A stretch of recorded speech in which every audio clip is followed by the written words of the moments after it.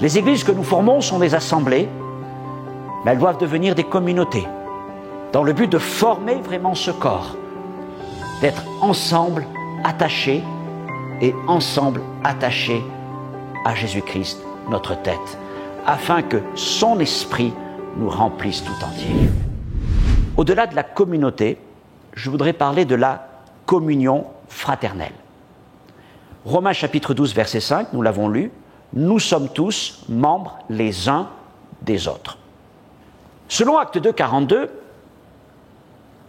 la communion fraternelle est l'un des 4 piliers de la vie d'Église. Elle est même citée en second. Et il persévérait dans l'enseignement des apôtres, dans la communion fraternelle, dans la fraction du pain et dans les prières. Réfléchissez à ceci. Si vous deviez classer ces 4 éléments selon l'ordre qui vous paraît le plus important, mais je ne suis pas convaincu que nous aurions fait le même choix que le Saint-Esprit. Je pense que la plupart d'entre nous, nous aurions dit, oh certainement, oui, l'enseignement des apôtres, l'enseignement de la parole, ça c'est très important. Et puis en deuxième, on aurait mis, j'imagine pour la plupart, les prières. Puis peut-être après, la fraction du pain. Et je suis à peu près sûr que dans l'immense majorité des cas, nous aurions mis en 4e la communion fraternelle.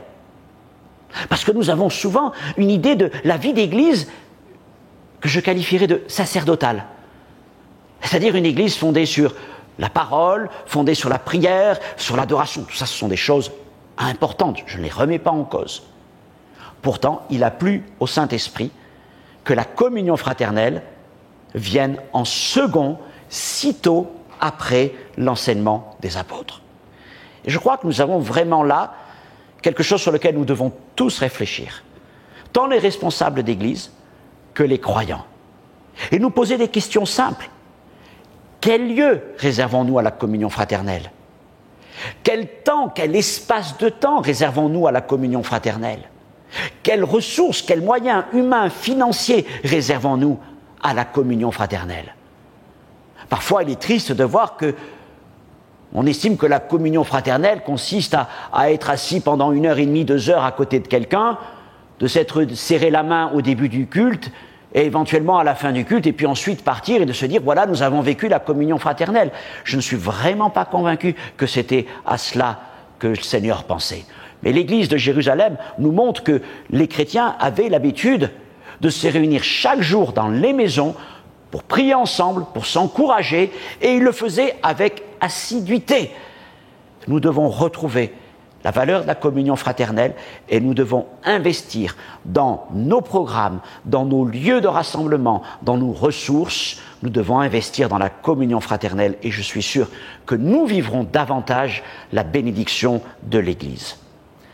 Je voudrais aussi, par rapport à cette idée de communion fraternelle, ajouter cette idée. Réalisons que dans le corps, alors on peut parler de l'Église, mais on peut parler aussi de son propre corps, aucun de nos membres n'est attaché directement à la tête. Imaginez un corps où tous les membres seraient attachés à la tête. Une pieuvre. Oui, vous voyez donc l'image. Bon, il y a peut-être mieux comme animal auquel on voudrait s'identifier, d'accord? Mais voyez, souvent dans l'Église, c'est le discours qu'on entend. Alors, évidemment, nous sommes attachés à Christ. Mais certains vont affirmer, de dire, mais moi, ce qui est important, ce qui est prioritaire, ce qui dépasse tout, c'est d'être attaché à Jésus. Je vais être attaché à la tête. Ok. Bon, c'est pas tout à fait ce que nous dit l'apôtre Paul. Il nous dit qu'avant d'être attachés à la tête, nous sommes attachés les uns aux autres. Et regardons notre corps.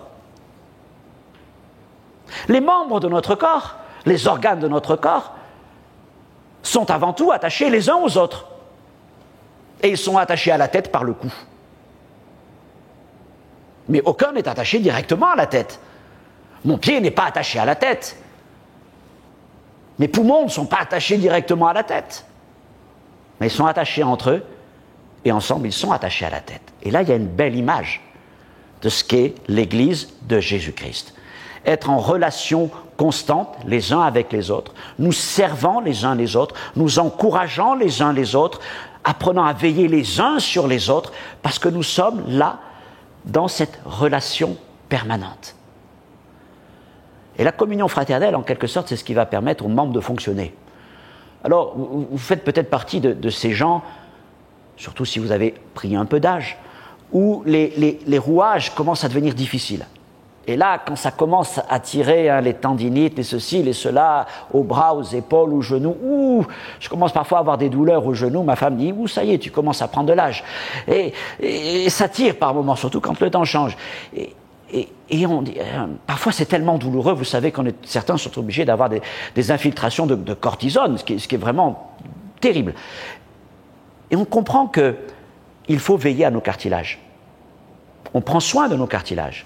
Eh bien, la communion fraternelle, c'est un peu comme les cartilages du corps. C'est ce qui va permettre au corps de bien fonctionner, aux bras de bien fonctionner. Et donc aux différents ministères, aux différentes personnes qui sont dans l'Église de bien fonctionner ensemble. Et nous devons travailler plus que jamais à cela. Je veux finir, ce sera mon dernier point, merci de m'avoir écouté jusque-là, pour dire que nous valorisons aussi la communion spirituelle.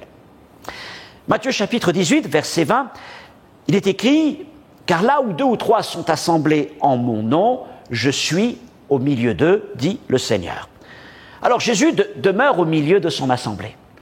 Là où des hommes, des femmes se rassemblent dans leur foi commune, le Seigneur est présent. Et sa présence amène quelque chose de tout à fait particulière, qu'on ne peut pas trouver ailleurs. Nous sommes liés les uns aux autres, et ensemble nous sommes liés à la tête. Et la tête, pensons à la nôtre, concentre les sens de l'homme, l'ouïe, la vue, le goût. La tête gouverne et dirige le corps par la pensée. Elle envoie des messages par la parole vers l'extérieur. Et bien des choses concernant notre vie, notre marche avec Dieu, ne se découvriront que dans l'assemblée. Parce que dans l'assemblée, liés les uns aux autres, nous sommes liés à Jésus-Christ. Et c'est là que le Seigneur envoie ses directions, ses directives, sa parole, qu'il distribue ses dons, qu'il console, qu'il encourage, qu'il équipe, qu'il envoie. Et cela ne se trouve que dans l'Église de Jésus-Christ. Deuxièmement, à travers le corps et depuis la tête, se déploie le réseau vasculaire sanguin, les artères, les capillaires, les veines. Et tout ce réseau sanguin apporte dans le corps la vie. Et la Bible dit que la vie est dans le sang. Et un même sang, une même vie abreuve le corps. Et cette vie, c'est celle du Saint-Esprit. Et c'est dans l'Église de Jésus-Christ que cette vie de l'Esprit se manifeste. Le Seigneur dit, là où 2 ou 3 sont assemblés en mon nom, je suis présent au milieu d'eux. Et pour paraphraser la suite de ce verset, là où 2 ou 3 s'accordent en mon nom, j'agis et je leur accorde ce qu'ils leur demandent. Ça se passe dans l'Église de Jésus-Christ, dans nos assemblées. Alors je finis en disant que la vie chrétienne n'est pas un projet individualiste, mais collectif et communautaire. Et dans les sociétés occidentales, c'est une valeur que nous devons redécouvrir. Les églises que nous formons sont des assemblées, mais elles doivent devenir des communautés, dans le but de former vraiment ce corps, d'être ensemble attachés et ensemble attachés à Jésus-Christ, notre tête, afin que son esprit nous remplisse tout entier. Voilà ce qu'est l'Église de Jésus-Christ. Et c'est cette Église que nous voulons encore vivre, quelle que soit l'évolution de la technologie, les évolutions sociologiques, cette Église demeure le projet de Dieu pour l'éternité. Aimez vos assemblées locales, persévérez dans la vie de votre Église et vous y puiserez tant de choses que le Seigneur vous accordera. Seigneur, merci pour le projet de l'Église, merci de nous avoir révélé ce plan merveilleux, de ne pas vouloir que notre salut, notre vie chrétienne se passe simplement dans notre petite vie, dans notre entre-soi, mais tu nous permets d'être en contact avec des frères, des sœurs, de nous enrichir. Parfois même, c'est vrai, c'est difficile, et tu nous apprends à nous consoler, à nous écouter, à nous pardonner. Et Seigneur, cela nous fait tellement de bien. Alors, je prie pour toutes nos assemblées locales, pour tous les responsables, pour tous les frères et sœurs, afin, Seigneur mon Dieu, que tes églises reflètent ton amour, ta grâce dans ce monde qui en a tant besoin. Merci pour l'Église, merci pour les églises locales. Dans le nom de Jésus, Père, je te prie. Amen. Que Dieu vous bénisse. À une prochaine fois, Dieu voulant.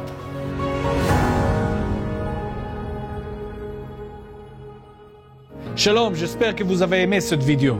Abonnez-vous pour ne pas rater nos programmes. Merci de faire partie de notre famille TBN. Que Dieu vous bénisse. Shalom de Jérusalem.